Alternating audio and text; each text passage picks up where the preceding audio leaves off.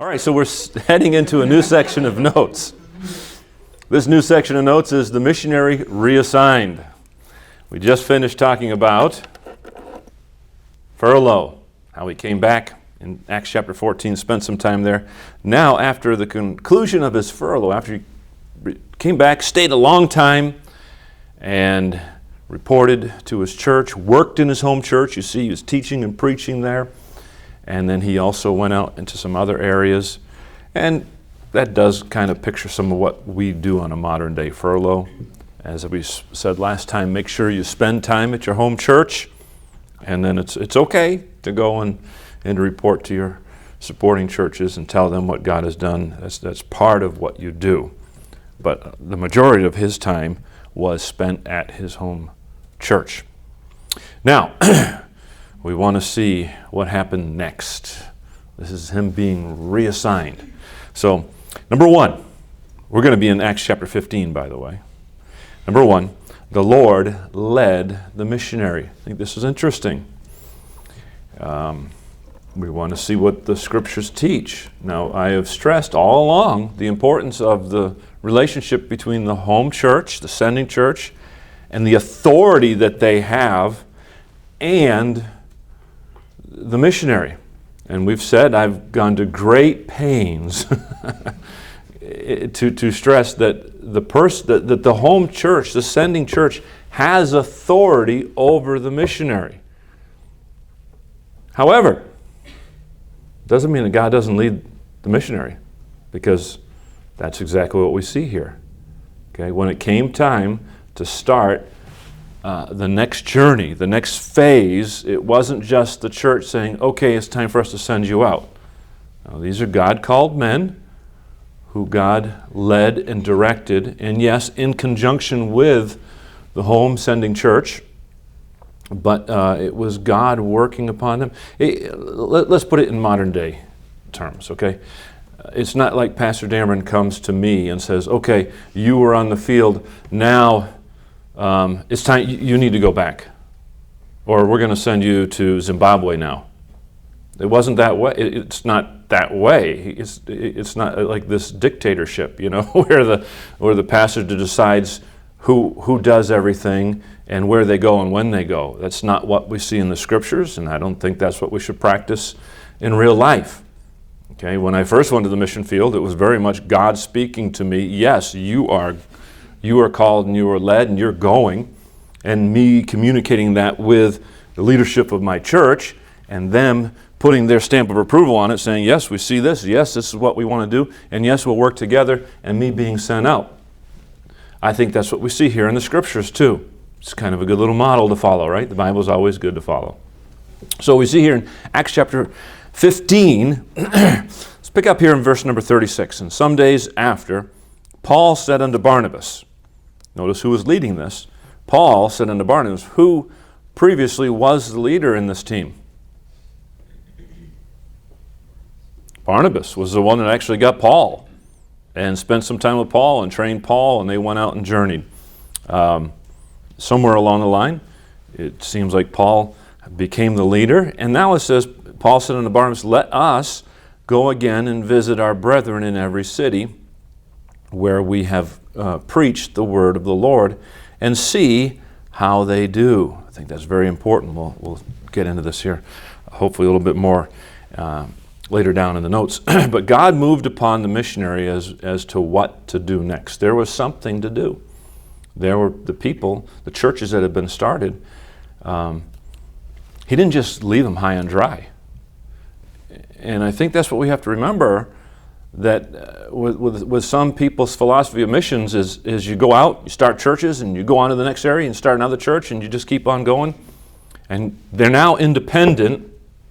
I remember a missionary and I having some discussions about what should be done on the field, and a missionary saying, well, yeah, we turn it over to the national pastor, and we have to leave it to him, and he's in charge, and kind of you take your hands off. And then that was his philosophy at one point, but then he realized that that's not the best thing to do. And really, it's not the best thing to do. You don't just say, here you go, bye-bye. because they still need help. You say, oh yeah, but they're independent churches. They are independent churches, but they still need help. And that's what we see with Paul. Paul's seeing the great need. It's not that he just went and started all these churches and says, okay, did my job, I'm all done. No, he knew that they still needed help, and now he wants to go back and visit them, spend some time with them. And it's still very much missionary work. And so because God led the missionary, it doesn't mean that the pastor of the church were not involved here. We'll see in the scriptures there that the church was involved. And by the way, a good pastor will understand when another God-called man is being led by God. Makes sense, doesn't it? He is a God-called man, and they're going to work together. And we'd expect that both men, if they are led by God, that they're going to come to the same conclusion about future ministry endeavors, right? If they're both led by God, they should both come to the same conclusions. And ultimately, we know who has the leadership in the church. It's the church's authority and all that. So God can lead the missionary without undermining the pastor's authority and his leadership. Understood? Good. Let's get to the next point. Number 2, the church supported that leading. So Paul felt led. The church supported that leading. Let's continue down. I'll begin here in verse 37 because we're going to come back and touch on this part again, but where I want to get to is verse 40. But in verse 37, and Barnabas determined to take with them John, whose surname was Mark. But Paul thought not good to take him with them, who departed from them from Pamphylia, and went not with them to the work. And the contention was so sharp between them that they departed asunder one from the other. And so Barnabas took Mark and sailed into Cyprus. And Paul chose Silas and departed. Now notice these next few words. Being recommended by who? By the brethren. The brethren where? In the church. It wasn't even necessarily that the pastor is the one that sent him off. It was the church. The church is more than a pastor, isn't it? Remember that too, okay? So they were recommended by the brethren. Obviously the pastor's on board, but the church, it's the church that sends him out again. Sends who out? Paul and who? Paul and Silas, not Barnabas. We'll get that here also. And then in verse 41, and he went through Syria and Cilicia, confirming the churches. All right, so number 2 is the church supported that leading. It's interesting that Paul was the one that was recommended by the church. Do you see anything in there that Barnabas was recommended by the church? I didn't see it. Okay? The rest of the book of Acts covers, gives us much detail about Paul's ministry. In the rest of the book of Acts, how much is mentioned about Barnabas' ministry? Nothing. There was some sharp contention, wasn't there, between Paul and Barnabas. And the church, it's apparent, it seems that the church decided that Paul was fit to continue the missionary work. Usually if there's contention between people, there's usually some issues on both sides. Isn't there usually that way? It's not always the case, but the Bible does say, only by pride cometh contention. So someone had some pride. Someone had some self-will going on here. And it's real easy to take this passage and put all the blame on Barnabas. I think, my personal opinion, that he was mostly to blame. And it's very sad that a personal disagreement severed a friendship and a ministry. I mean, 2 godly men who were really serving God and being used of God. It all fell apart because of a disagreement, strife, contention. Now, do we see that Barnabas later had some, not in the book of Acts we don't see it, but we do see that he did have some influence. He did take John Mark. John Mark is the guy that we said earlier wasn't ready for the ministry, right? By the end of Paul's life, who is he asking for? Asking for John Mark. Who had spent time working with John Mark? Barnabas. What do we know about Barnabas? He's a son of consolation, right? Barnabas was an encourager. Barnabas was a guy who wanted to give everybody another chance. Did he not give Paul another chance? And Paul was out killing Christians, and Barnabas was like, hey, come on, we want to use you. And God used Barnabas in Paul's life. Obviously, God used Barnabas in Mark's life. But at the same time, it seems that there was a lot of contention, and Barnabas was very intent on bringing John Mark. And Paul said, I don't think it's good. And the contention was so sharp that they divided. And Barnabas took off. It just says that Barnabas took Mark and sailed into Cyprus. Doesn't even say anything about being recommended by the brethren. I don't know if I'm reading into it too much, but it just seems that he said, this is what I'm going to do. I'm taking John and we're going. And he left. Then it shows that Paul chose Silas after this, and the church recommended them to go out. Does it mean that the church didn't recommend? Doesn't record it. Don't know for sure. That's why we have to be careful about speculating too much where the scriptures don't say everything. But it sure seems that Paul was seen fit by the church, although there was some strife and contention, that the church decided Paul's still a good guy and he must not be in the wrong. And if he was in the wrong at some point, the church must have figured out that he had gotten that thing settled and taken care of, and he was able to go on in the ministry. Okay?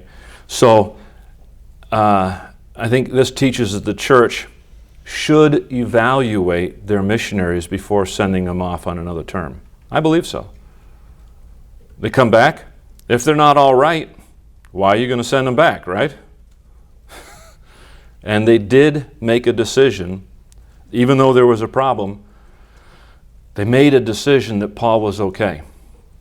And again, are we reading into it too much to say that because there's no record that Barnabas wasn't recommended, that he wasn't recommended? I don't know. But it just scriptures simply record that Barnabas took Mark and sailed to Cyprus.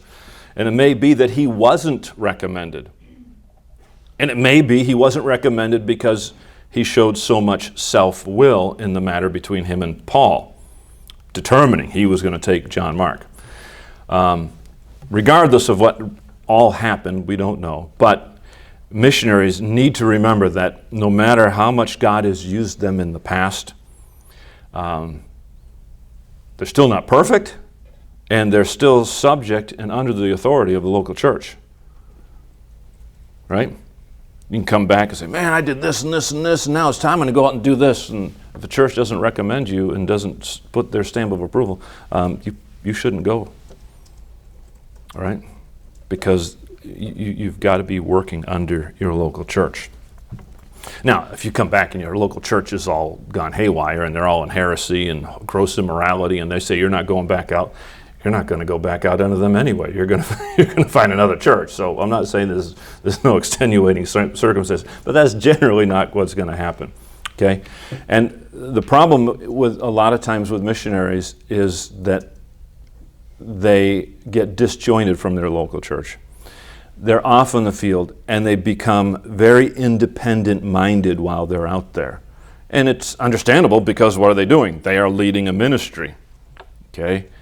And so they've got to remember when they come back that they are still, and it helps not to only remember it when you come back, but while you're on the field, that you have a strong tie with your local church. Make sense? All right. Number 3.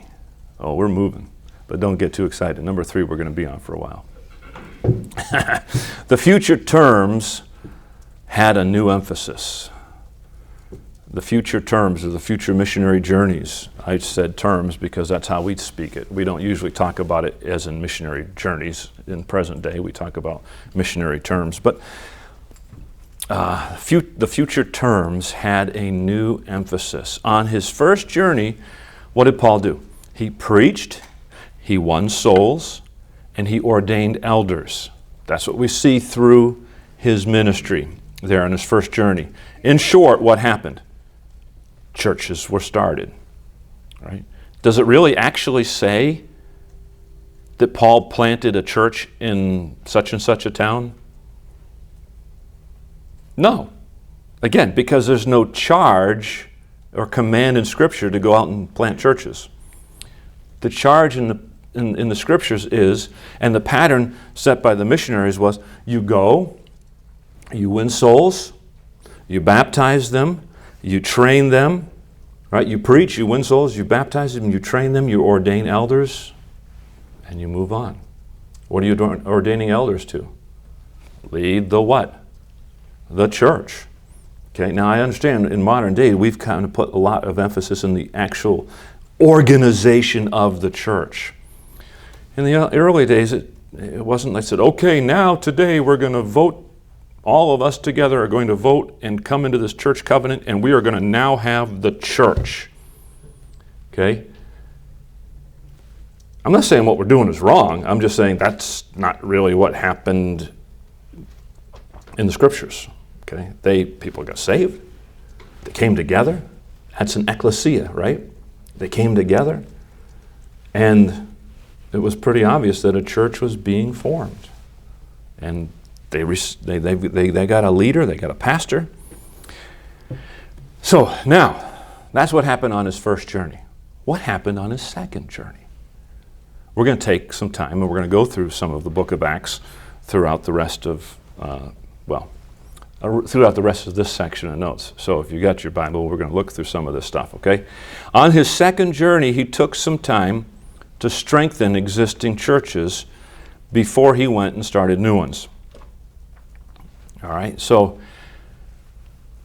we'll see something else that happens on his third journey, which is very different than what he did on his first journey, okay? So let's look at his second and third journeys. Letter A would be the second missionary journey of Paul. Second missionary journey. Okay, number 3, the future terms or future journeys had a new emphasis. Letter A, the second missionary journey. Give you a couple thoughts. Number 1, what did he do on his second missionary journey? 2 things. The first one is that he strengthened existing churches. I'm going to take a few minutes and go through some things before we're going to get to the number 2. So here's some more thoughts you can just jot down under this idea of strengthened existing churches. We're in Acts chapter 15. Look at verse number 36 again. And some days after Paul said unto Barnabas, let us go again and visit our brethren in every city where we have preached the word of the Lord, and what? See how they do. The stated purpose of Paul's second journey was what? You can, look at the key words. Visit the brethren, right? And then visit the brethren where? Where we have preached. That was his we're going to go where we have preached and then see how they do. He did not primarily go on his second journey to begin more churches. Does that mean that Paul didn't go out as a church planting missionary on a second term? Oh no! He'd be in trouble with some supporting churches in the 21st century, wouldn't he?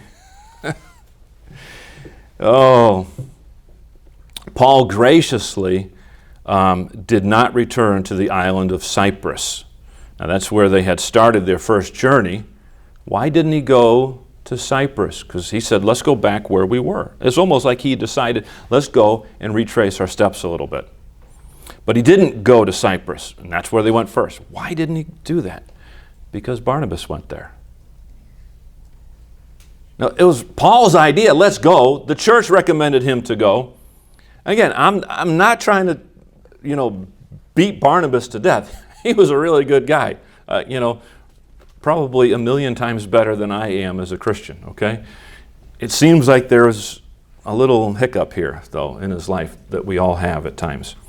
And maybe this is his only one ever. And we probably have a whole lot more. So don't be too hard on Barnabas, okay? Good man. But Barnabas went there. And obviously Paul, being gracious, did not want to stir up any more conflict, not just between him and Barnabas, but for who? The churches there, right? He didn't want to go and cause problems there. He said, Barnabas is going? Fine. Fine. He'll take care of them. Pretty good, isn't it? I think we ought to have that kind of attitude when there are differences. Not hold it against someone for the rest of their life. They disagree with me. They're a jerk. I'm going to cut them off. And they're worthless. And they can't be used to God for the rest of their life. Isn't that the way Christians get sometimes? That's definitely the way independent Baptists think.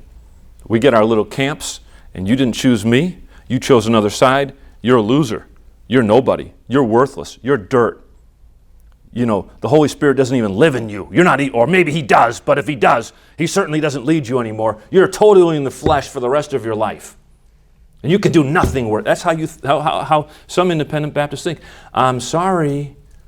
Wrong. What kind of Christian spirit is that? Pretty carnal one. Pretty carnal one. And we've seen that in independent Baptist movements. I've seen that personally, and it's a terrible thing. Let's continue here. So he traveled through the regions of Syria and Cilicia. And what did he do? Let's look in verse 41, chapter 15, verse 41. So he went through Syria and Cilicia. Those were, again, Antioch is in Syria. Okay, that's on the coast there. And so Syria is that whole region. It's not a town, it's a whole region. That was north. He traveled north of where he was in Antioch. And then going up around the corner toward Asia is Cilicia. So Syria and Cilicia. So instead of going by boat through Cyprus and across, he goes up through Syria and Cilicia, confirming the churches. What churches? Who started them? It's interesting. I don't know, and there's different, you can read the commentators and you'll see they got different ideas, Oh no, that's the area that Paul, when he first got converted, he left and he went back up toward Tarsus, and when he was up there, he must have started all those churches. Doesn't say in the Bible. Who knows? Or others say, well, that's an area where when there was a scattering from Jerusalem, that some of the disciples went up there and they preached just like a church got started in Antioch. Some churches got started up there. It's very possible. Very possible that's where it was. But there were, like I said, there's several different views. But either way, what do we see out of this? That Paul he was used to helping strengthen believers. That was his stated purpose of his second journey. Whether in the first case some of those churches he went to were even ones he started or not. A missionary, ouch, this is going to hurt. A missionary is not necessarily limited to helping the churches that he planted. It's actually okay for a missionary to help another church that's new, young, struggling in the faith. Why? Because you go back to Ephesians chapter 4. What was his purpose? Okay? To perfect the saints so that they can do the work of the ministry. His office was evangelist. Okay. He'll still help you. A modern day evangelist, which I believe is missionary. And I concede that, yes, it can also include a guy who travels around, even in certain areas here, going from one church to another. But is he going to all churches he started? No. Okay?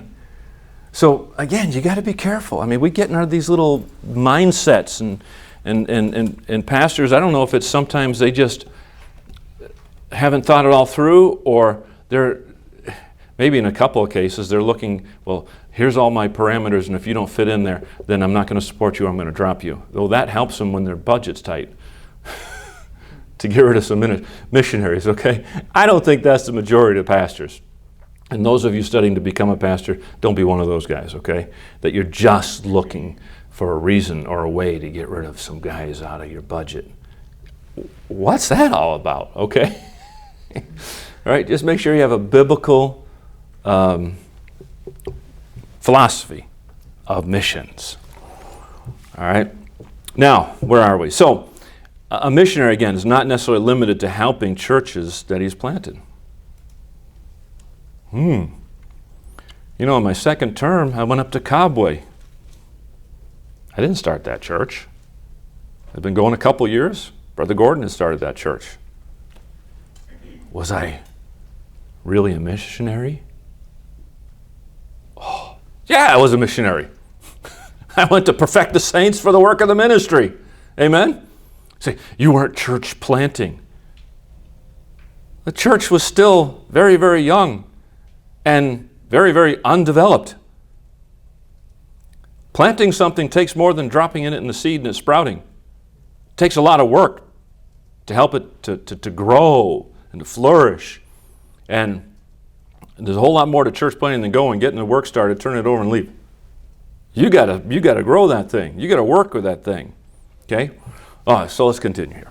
Next, he went through Derbe, Lystra, and Iconium. Now we're in chapter 16. Okay? Look there in chapter 16, verses 1 and 2.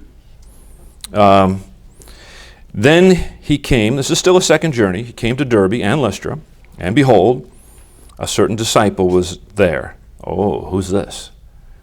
Timothy. Yeah, that's where he picks him up. Named Timotheus, the son of a certain woman. And it's interesting that he's named Timotheus throughout the book of Acts, and Timothy later in other references. But I think it's exclusively in Acts he's called Timotheus. Because who's writing Acts? Luke. And Luke knew him as Timotheus. That's okay. It's okay. Same guy. All right? Some people call me David. Some call me Dave. All right? Same dude, right? All right. So, named Timotheus, the son of a certain woman, which was a Jewess, and believed, so his mom was a saved person, but his father was a Greek, which was well reported of, not the father, but Timothy, which was well reported of by the brethren that were at Lystra and Iconium. So he's got this great testimony. And we see what happens here in verse 3. Him would Paul have to go forth with him. Paul said, pretty good guy. Let me pick him up and use him. And so we see him now going to Derbe, Lystra, and Iconium. That's what we see in verses 1 and 2 of chapter 16. And what was he doing there? Let's look in verses 4, 5, and I guess even 6. And as they went through the cities, what cities? Derbe, Lystra, and Iconium. Had he been there already? It's Friday afternoon. It's cloudy outside. It's going to rain pretty soon. After lunch. Yes! He had been there on his first journey. He wasn't going there to start new churches. His whole purpose was to go where he had been. He got there. He took a little detour because he didn't want to mess things up where Barnabas went. He got there. Amen? Shake your head. All right, good. I know you stayed up late working on your project. I stayed up late working on today's class lesson too, so we're in good shape. And as they went through the cities, they delivered them the decrees for to keep that were ordained of the apostles and elders which were at Jerusalem. And so were the what? Churches established in the faith and increased in number daily. So he goes through these cities, he's visiting the people. Churches are being established. They're being strengthened. They're becoming more solidified. Why? Because the missionary spent some time with them. They still needed his help, his work, his effort. In verse 6, now when they had gone throughout all Phrygia and the region of Galatia and were forbidden of the Holy Ghost to preach the word in Asia, After they were come to Mysia, they essayed to go into Bithynia, but the Spirit suffered them not. We'll stop there. So the regions of Phrygia and Galatia included Derbe, Lystra, Iconium, and Antioch, which that's the other Antioch. There's two Antiochs, which were cities he had preached in on his first journey. Now at this point he had helped many churches, but how many has he started on his second journey? None. Is that okay? It's okay. Now we get to, that was number one.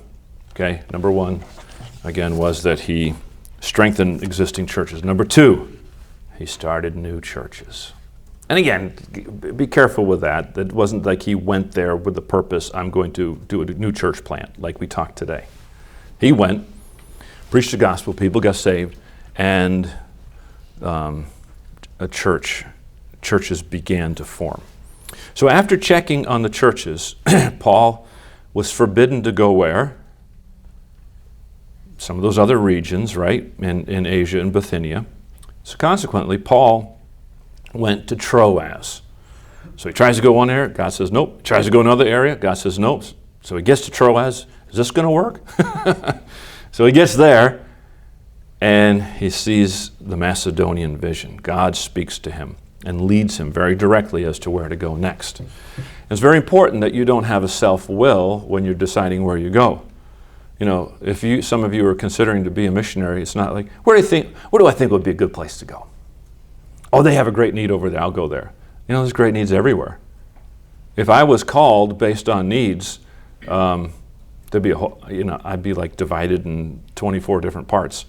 Okay, because I'd already be in like different parts of the world trying to reach everywhere I go, every mission field I go to is like, oh, there's a great need here, you know. Should I come here? You know, and that's how it goes, right? But the Lord led him then into Europe.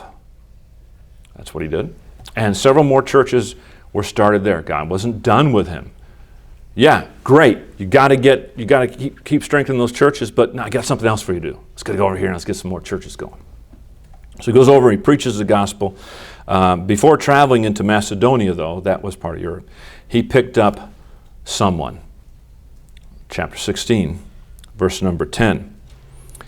It tells us right here, and after he had seen the vision, immediately we endeavored to go into Macedonia, assuredly gathering that the Lord had called us for to preach the gospel unto them. You see the name there? It's not named, but some of you already know who it was. It was Luke. Who's writing this? It's Luke. First time we see we and us. That's because that's where he picked up. And that's where he started with his journey. He was in Troas. It's kind of interesting then. God didn't want him to go up to those other areas because he had another divine appointment. He had someone who needed to join the team, and that was Luke. And he needed to get him over to Troas so he could get on the team. And then at the same time, God also redirected him and led him where to go next. Okay, interesting. He didn't actually have to write home to his home church and say, I'm going to go to Macedonia, is that okay? God led him. He was sent on the journey, and it was the idea that he still had God's leading, and it wasn't that he was going against his church's wishes, okay? And again, that just shows that the home sending church, they're not dictators. They're not trying to micromanage everything the missionary does. They have a part in what the missionary does, but they're not trying to control everything that the missionary does. So now we'll continue here. So Paul went to the chief city of Macedonia first. That's in verse number 12. It says, and from thence, okay, after he was called into Macedonia, to Philippi, which is the chief city of that part of Macedonia, in a colony, and we were in that city abiding certain days. I just think it's interesting that he went to a chief city.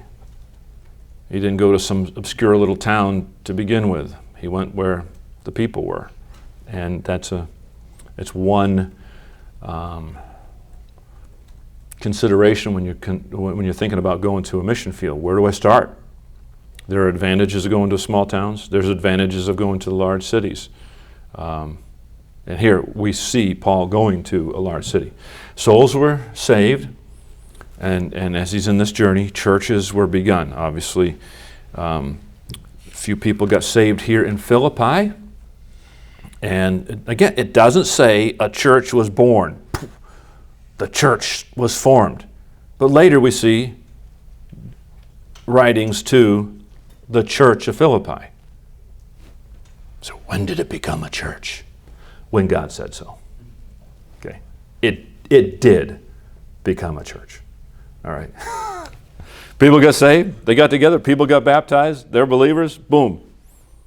Say, does that mean anywhere that saved people get together as a church? No, it doesn't. It's like now we have the Independent Baptist Church of Philosophy of Missions class because we're all saved people and now we're our own little... No! Okay.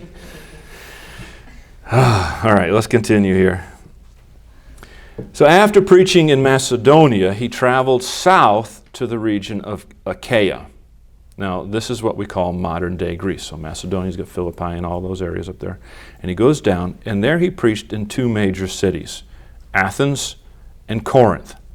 Now, he ministered in Corinth for a period of 1.5 years. If you continue reading through Acts 17, you'll see him in Athens. In Acts 18, you'll see him spending, a chunk of time here in Corinth. I'm not going to read all of these chapters. I'm trying to give you an idea of what he did. We're still talking about the philosophy, what he did on his second journey. Okay, so he spends 1.5 years. Not only was the church strengthened during this time, but a key husband and wife team began to grow mightily in the faith. And who was that? Aquila and Priscilla. On the last leg of his second missionary journey, he stops at Ephesus to preach to the Jews there. Who went with him? Aquila and Priscilla. They were in Corinth. Now, and the church was formed there, and they were growing, they were strengthened, and obviously it seems fit that the church there in Corinth saw fit to send them out to do ministry work. Hey, you go help Paul. Obviously, God probably led them too, right? And so it was a fit. They felt led to go with Paul. The church obviously said, yes, you go. They went. They get to Ephesus. Paul teaches, Paul preaches, and Paul says, hey, you guys stay here, I'm leaving. Were they planning just to go to Ephesus and stay there? Or are they planning to visit with Paul and journey with Paul for a while? We don't know. But obviously God got them. He prepared them. God trained them. God strengthened them. God led them. And they got there and they were able to help there in the church of Ephesus. And so Paul leaves them and he continues on. And he ended his missionary journey where? Look in verses 18 to 22 is where the whole account happens of this. We won't read it all, but we'll just read verse 22. And when he had landed at Caesarea and gone up and saluted the church, he went down to Antioch. So he gets to Caesarea. This is the last little part of his journey. He goes to the churches there, then he goes to Antioch. Antioch is what? His home sending church. Verse 23, what happened? And after he had spent some time there, oh no. How much time? I don't know. And here, this time, it doesn't even say long time. Oh man, now it's like, so can you have 1 year furlough or not? You work that out with you and your pastor. God's going to lead you. God's going to help you. God's going to help your pastor. You don't want to just leave your church high and dry. Okay? I think there's a great benefit we talked about the great benefit and need for furlough, especially when you have young children and children still at home because they're Americans, okay, and they need to be able to come back and reacclimate into American society. If they go over there and they stay there and they never come back, and then obviously they're still Americans. Either they're going to live there the rest of their life and live like whatever they are, or they're going to come back and and reacclimate. And I'm not saying they shouldn't go and live and stay there and, die there. It's not saying they can't, but in most cases, they're Americans. And they're going to come back to America, to their home church. They might come back and go to Bible college and find their mate here. Okay? Doesn't mean they can't find the mate in Kenya or Tanzania or Zimbabwe. It's possible. Okay? But it's, not a lot of candidates in PNG, was there? Not really. And not a lot of opportunities to train. We say, well, it doesn't mean everyone has to train. I understand that, but just throwing those things out there. So, he gets back to ascending church. He spends time. How long was this for? Don't know. It's okay. It's okay. God will lead you. What happens next? Letter B, his third missionary journey. What did he do on the third missionary journey? Let's look at number 1. Starts out similar to what he did on his second missionary journey. What did he do on his second? How did he start out his second missionary journey? He strengthened existing churches. So let's put number 1 underneath letter B, strengthened existing churches. So well, that's what he did on the second journey. Well, that's what he started out doing on his third journey. So, chapter 18, verse 23. Okay, in verse 22, where do we see him? He went down to Antioch. Verse 23, and after he had spent some time there, where? Antioch, ascending church, he departed. That's now his third journey. Begins right there in verse 23. And went over all the country of what? Galatia. Had he been there before? Yes. And Phrygia. In order. Strengthening who? All the disciples. So what does he start out doing on his third journey? Goes, visits those places he's already been. He wants to help them. He wants to strengthen them. He wants them to continue in the faith. Is he starting any churches in these areas? There's no record of it. Okay? It's just he's going places he's already been. And it seems interesting too that he went in order. This implies that he systematically went to the established churches that he had helped begin on his first journey and had visited some of them again on his second journey. Now his purpose was stated by Luke here as strengthening all the disciples. That was the purpose, to strengthen all the disciples. And we notice again Paul's commitment to do what? To help churches that had already been begun. This is still, I contend, missionary activity. Okay? It's still missionary work. But he's not involved with church planting. I contend he is. Because if you don't strengthen the churches, what's going to happen to the churches? Either they go into great compromise. In today's situation, many times they end up going into Pentecostalism and charismatic stuff. Either they compromise or they just completely fold. I can take you to a place where there used to be a church, and there is no church. It wasn't grounded properly, and it was turned over to a national pastor who wasn't even ready to be a national pastor. And now the national pastor's not there. In fact, now the national pastor, he ended up leaving the ministry, and now he's dead. He killed himself. This is years later, since that time. But that church is not a church. You say, what happened to the people, saved people? I don't know. I don't know where they are. I don't know how they worship. I don't know what they worship. I don't know what happened. I don't know what the end result was, just the fact that that church wasn't there. So, strengthening all the disciples is church planting. Okay? Get that in. And you say, why do you keep saying that?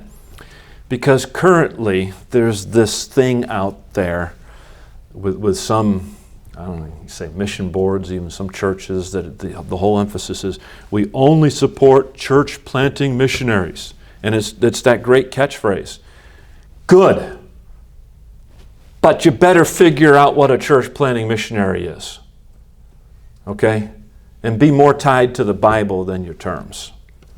And you say you're a little steamed about. Yes, I am, because I see people just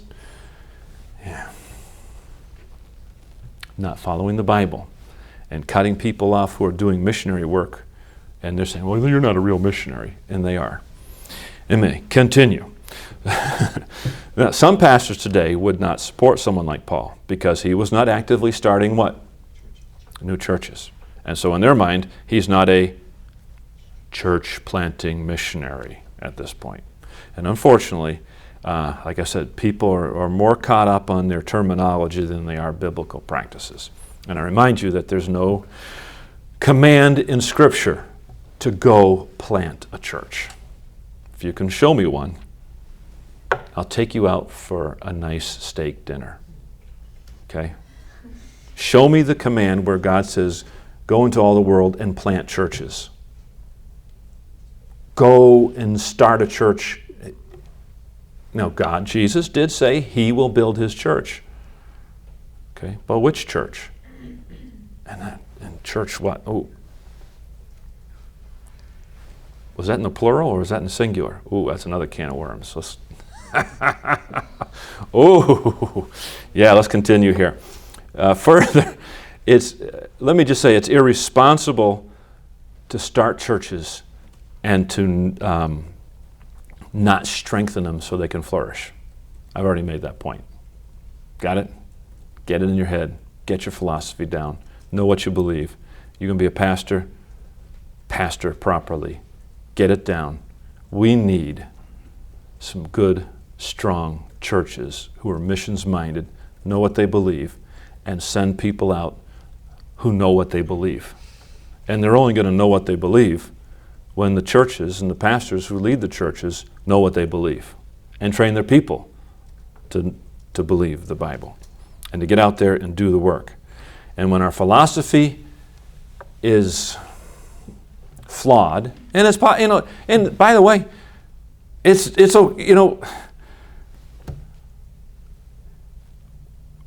all of our philosophy is not always going to be right. We try the best we can to make it on the Bible, okay? 20 years from now, I might look back and say, after I've learned the Bible a little bit more, I might go back and say, yeah, maybe I could tweak this little part of my philosophy because I can see it a little more clearly now. All right? But we better just make sure we're trying to do it on the Scripture. Let's keep going here. So, was Paul church planting? Yes. Chapter 19, let's continue here. Verse number 1. What happens? Paul visits what city? Chapter. Let's continue here. And it came to pass that while Apollos was at Corinth, Paul, having passed through the upper coast, came where? Ephesus. So Paul went to Ephesus. How long did Paul stay there? Well, go over to chapter 20 and verse number 31. You're going to see how long he stayed there. Now he's not in this part of the chapter. He's at Miletus. He's not in Ephesus. He's with the elders, the pastors from Ephesus. He's called them to Miletus. And he's talking to them, and he says, "Therefore watch and remember that by the space of how long? 3 years I cease not to warn everyone night and day with tears." So Paul had spent 3 years in Ephesus helping to establish the church. He'd already been there before. But obviously, they weren't ready just to be up and running. Yes, they had some pastors. There were pastors there. But those pastors still needed some help. They still needed some guidance. They still needed some instruction. Didn't mean that Paul was the Pope and went in there and, and made them do and still ran all those churches personally. He was there helping.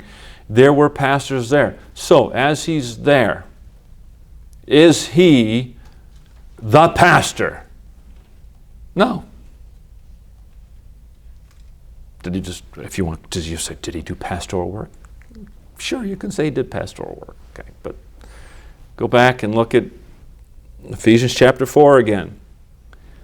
The apostle, the pastor teacher, the evangelist, they had very similar roles. What were they? To perfect the saints for the work of the ministry. Okay? So this time, he spends 3 years there. Now go back to, well, you don't have to. But this covers a period of time. All of chapter 19, right up to chapter 20, verse number 1, we see Paul there in Ephesus. Okay, so he's spending 3 years there. Now, what happened? Paul left. Now, Paul, we're in chapter 20 now. After the uproar was ceased, Paul called. There's the big uproar with Demetrius, remember? After that calmed down, Paul called unto him the disciples and embraced them and departed for to go into where? Macedonia. So he's going to Macedonia. He's leaving Ephesus. They needed some help.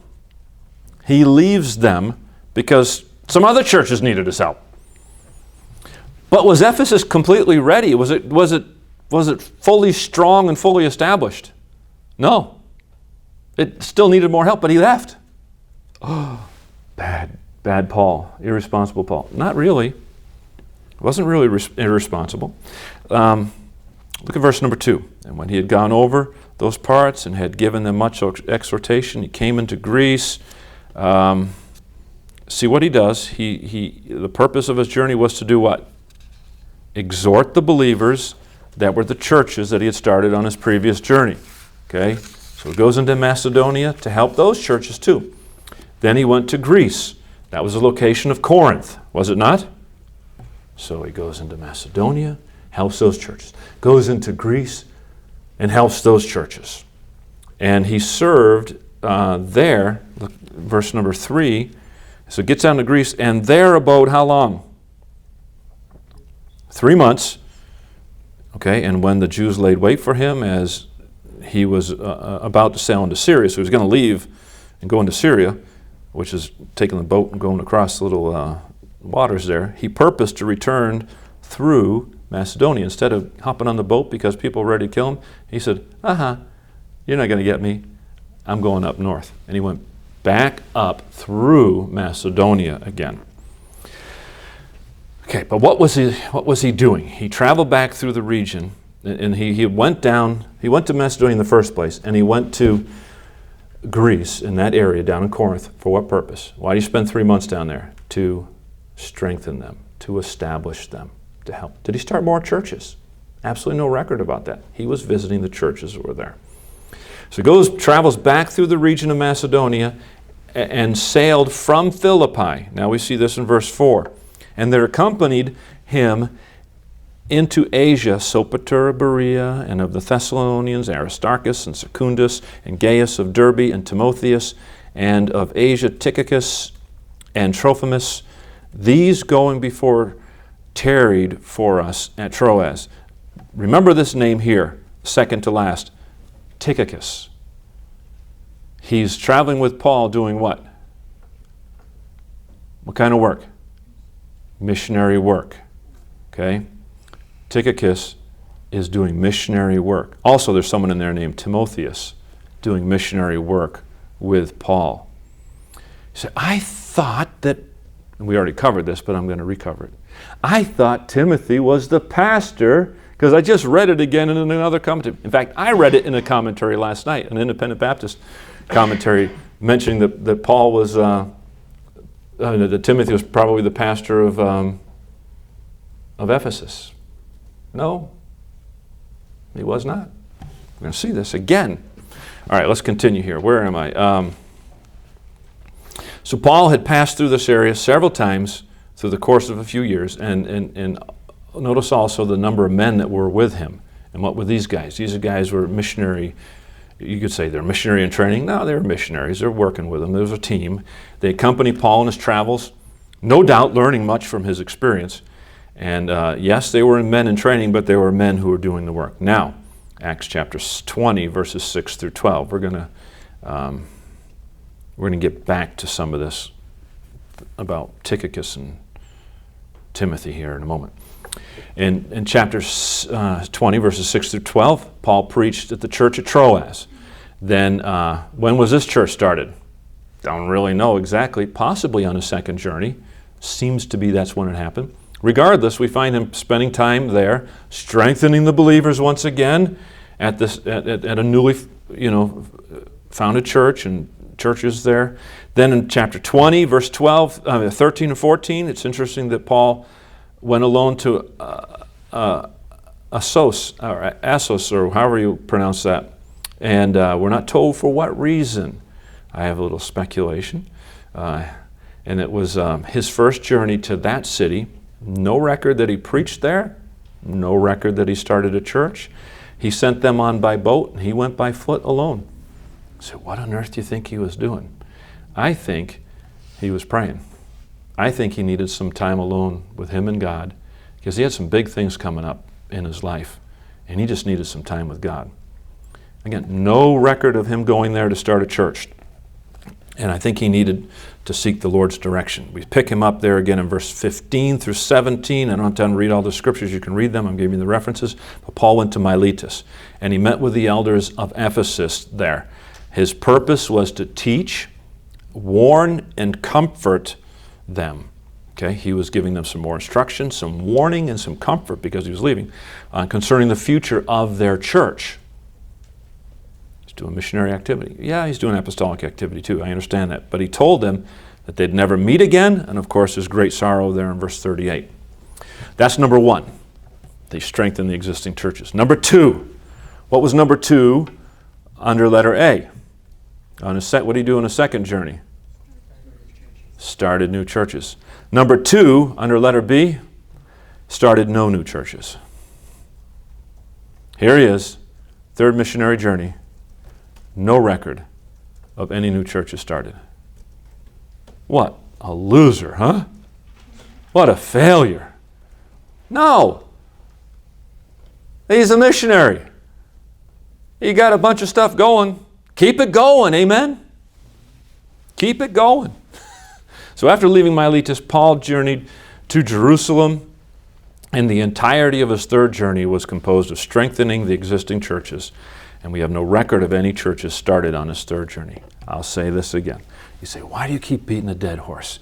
Because of the philosophies that are out there in our day, and I want you to know the truth so that when you're exposed to the wrong philosophies, you're like, what are you talking about? It won't even be tempting for you to believe them because you'll already know what the Bible says.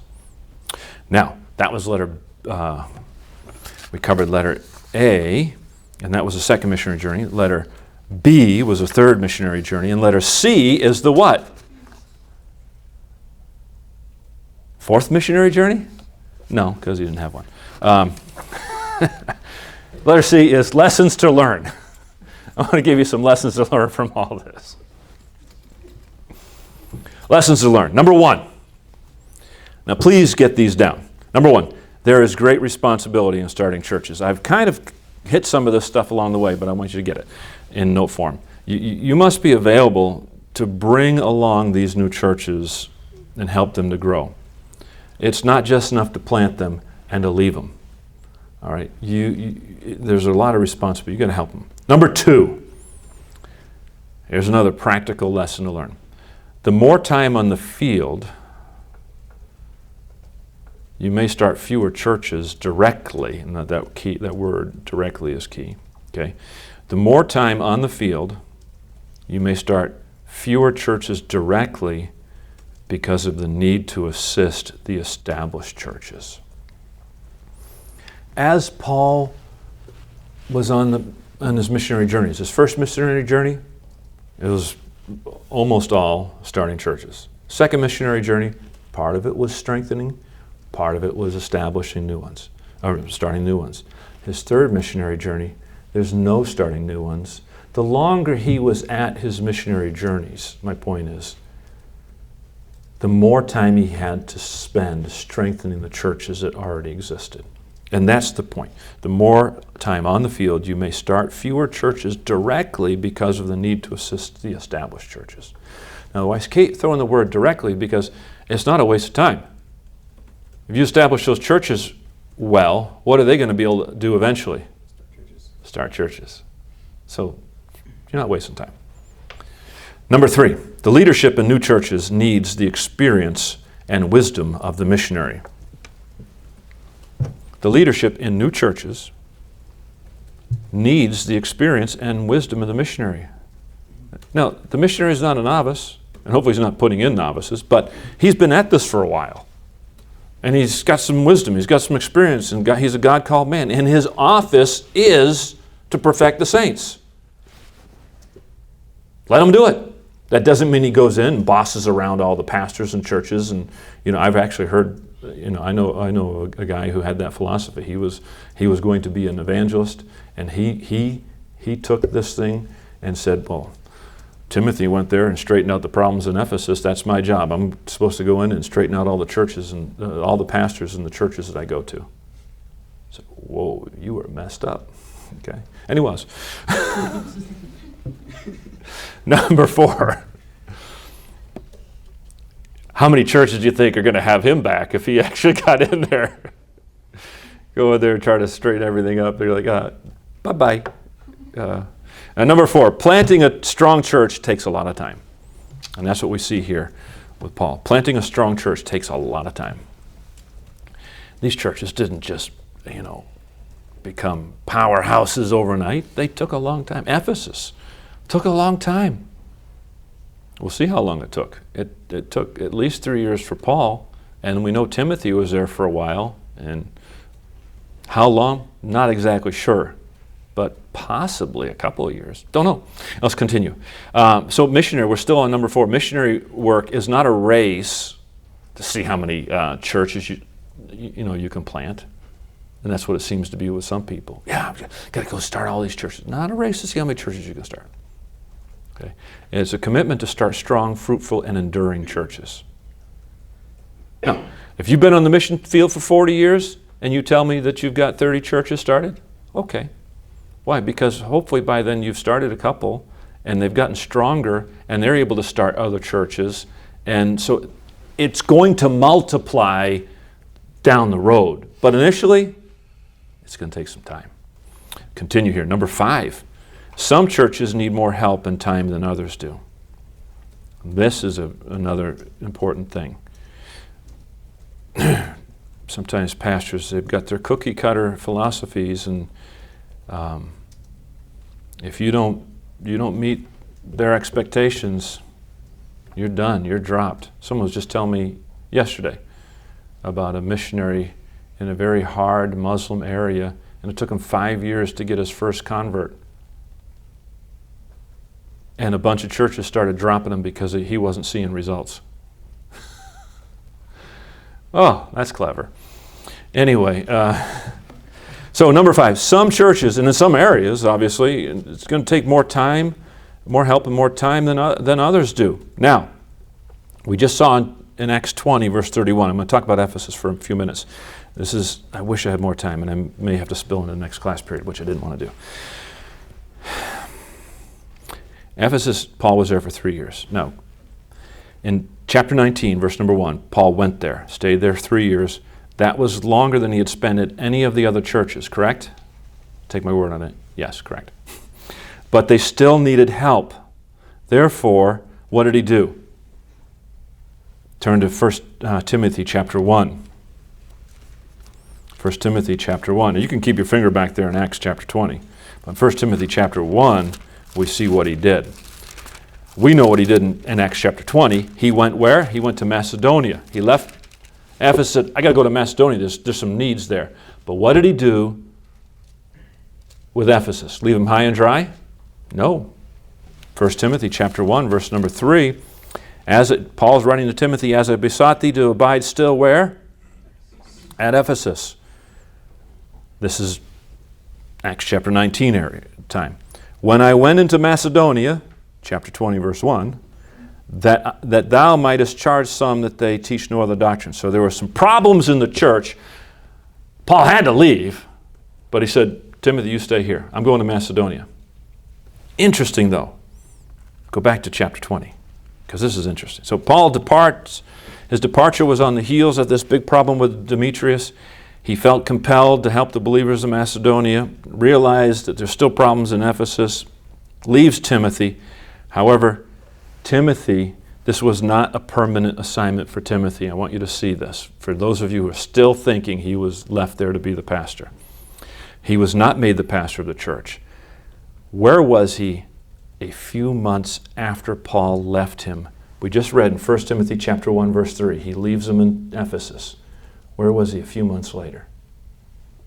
Acts chapter 20, verse number 4 and 5. Paul had just been a few months in Macedonia. And where do we see? Who do we see joining the missionary team again? Verse 4.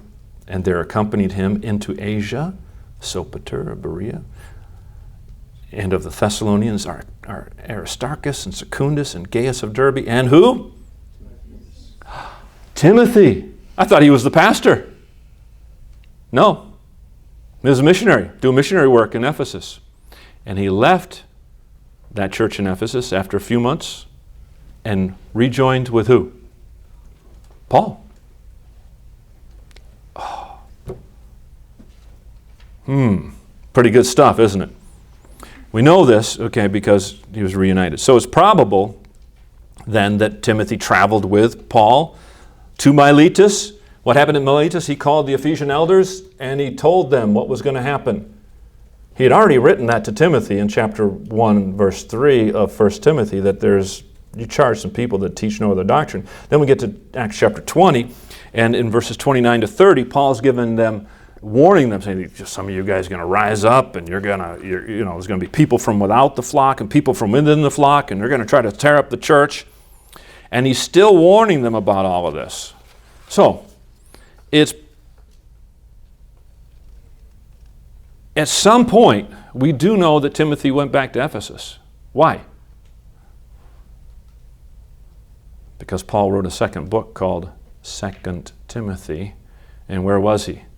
He was in Ephesus. And this is at the end of Paul's life. Paul's getting ready to die, and he sends another letter to Ephesus to Timothy. So at some point, Timothy goes back, and he helps out in Ephesus. Did he go right when the Ephesian elders left there in Miletus? Don't know. But he did go back. And so my point is, sometimes it takes some churches a little bit more time. It could have been a couple more years. But Timothy didn't stay there, because in 2 Timothy chapter 4, verses 9 through 12, as we've seen before, that Paul needed Timothy to come to him in Rome shortly before he died. And who did he send to Ephesus? Well, you can read there in 2 Timothy chapter 4. He sent Tychicus. Who was Tychicus? A what? Missionary. Did he send him to be the pastor? No, there were already pastors. He didn't send him to be the pastor to replace Pastor Timothy. He sent a missionary to replace missionary Timothy. Got it? That's the order. Okay? Paul was not the pastor. Timothy wasn't the pastor. Tychicus wasn't the pastor. Missionaries helped these churches. Let me give you number 6 so you can go. I know you're already packed up, but you can get it from someone who didn't pack up. Number 6, eventually, because I'm finishing this section of notes, eventually the time spent strengthening the existing churches may outweigh the time spent starting new churches. Okay? Eventually the time spent strengthening the existing churches, the time spent strengthening the existing churches may outweigh the time spent starting new churches. There's no harm in this, because that's still, as we've said, planting churches. What would be better on your subsequent journeys? To start 10 churches? Or to strengthen 10 churches you've already started, who will be able to start 10 churches? That's the difference between 10 churches or 100 churches down the road, because you spent the time properly training those 10 churches. Think about that one.